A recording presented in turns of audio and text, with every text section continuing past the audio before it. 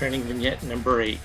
This is Scott with Dedicated Threat Solutions, and this topic is Individual First Aid Kit, also known as an IFAK, IFAK.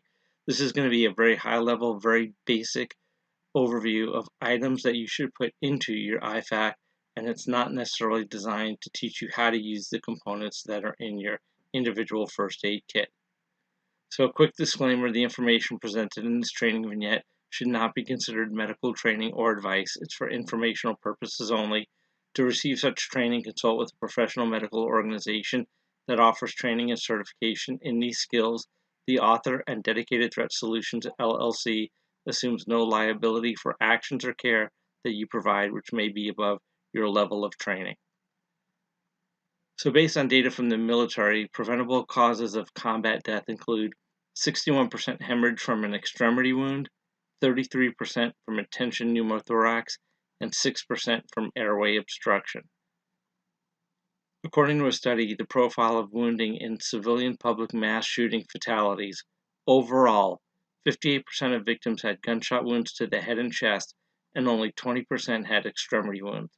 The probable site of fatal wounds was the head or chest in 77% of cases. The most common site of potentially survivable injury was the chest. There were no deaths due to exsanguination from an extremity. And this is from the Journal of Trauma and Acute Care Surgery. And the one thing that this tells us is wound patterns for civilian public mass shootings are different than the wound patterns that you would see in the military.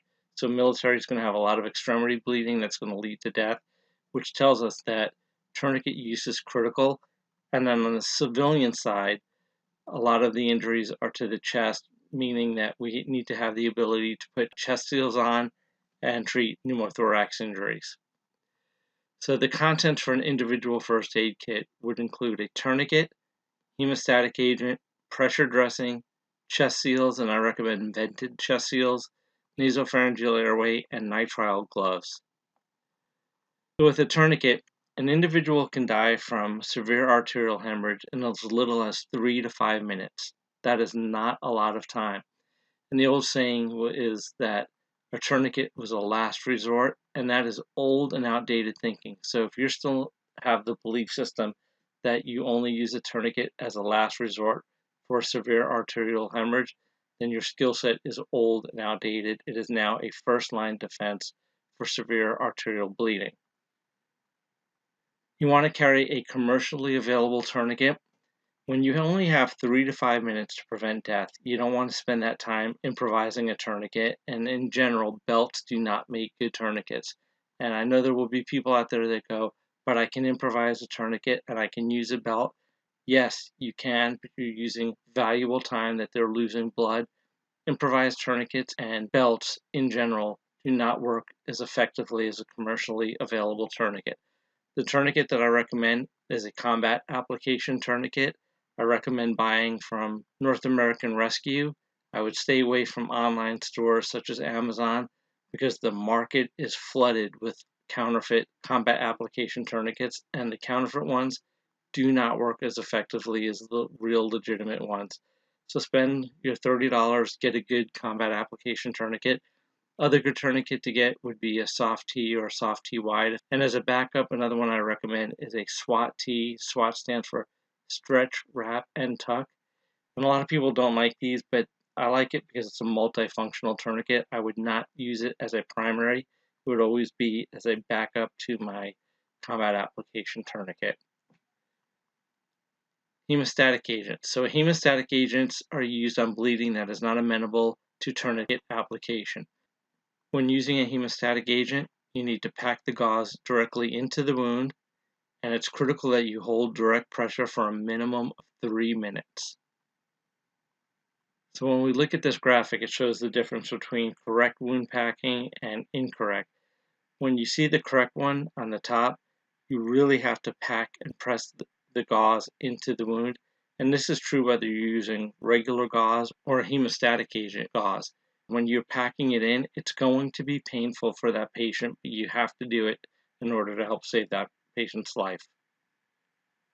A pressure dressing is applied on the top of a hemostatic agent to assist with bleeding control. The dressing must exert pressure on the wound to be effective. The two pressure dressings that I like are the emergency trauma dressing from North American Rescue or the Israeli bandage. Both of those are good, high quality pressure dressings.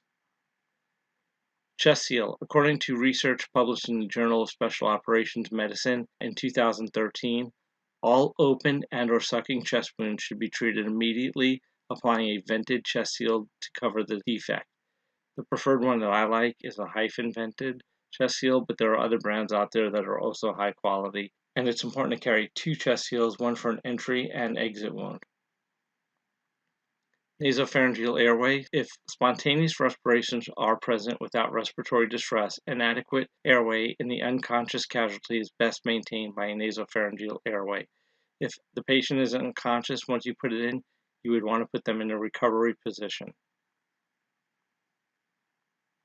And then I always recommend carrying a set of nitrile gloves to protect yourself from bloodborne pathogens. There's no good reason for you to treat somebody who can infect you with a bloodborne pathogen that can impact the rest of your life and potentially your family's life. So always take a few seconds, make sure you put on your nitrile gloves, and it's good to have 2 to 3 pairs with you.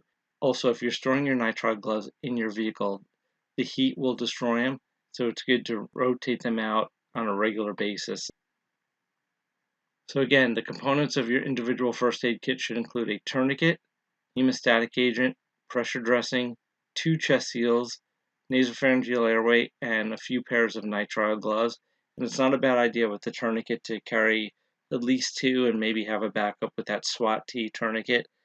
I can't stress enough that if you're going to carry these components in your IFAK, that you have proper medical training to use each item in your kit.